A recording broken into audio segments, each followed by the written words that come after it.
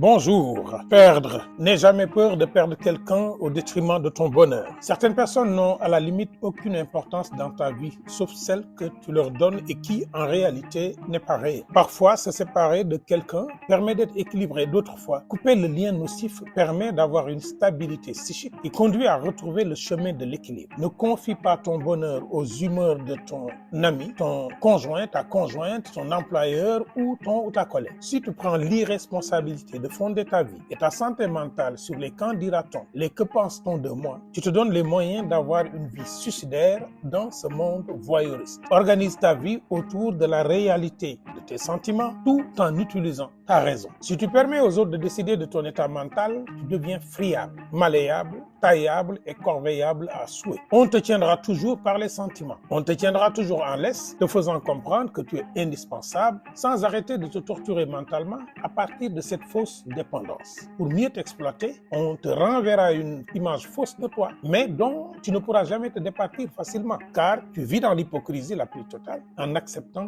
l'inacceptable. Vivre en double image, présenter une façade heureuse avec des fondations abîmées est une autoflagellation. C'est être faible que d'accepter de subir tout le temps. C'est se torturer que de refuser la réalité et de n'oser affronter ce qui te met en péril sous le simple prétexte que tu dois montrer à ton monde un simulacre de bonheur. Si tu veux réellement mener une vie correcte, soucie-toi d'abord de ce que toi-même tu sais de ta personne avant de te projeter dans l'appréciation artificielle que les autres ont de toi. Parfois, tu penses que te séparer de quelqu'un n'est pas la solution parce que tu as peur d'affronter la solitude de ta décision. Mais en ne rompant pas les amarres, tu t'enlises à quai alors que ton voyage vers l'île du bien-être t'attend. Comme un bateau échoué, tu verras les autres s'épanouir autour de toi alors que ton chagrin dissimulé te mine. Ne te tue pas à petit feu. Refuse et dis non à l'imposture sociale. Certaines de ceux et celles qui te semblent condescendantes ou amicales ou amicaux peuvent souvent, sous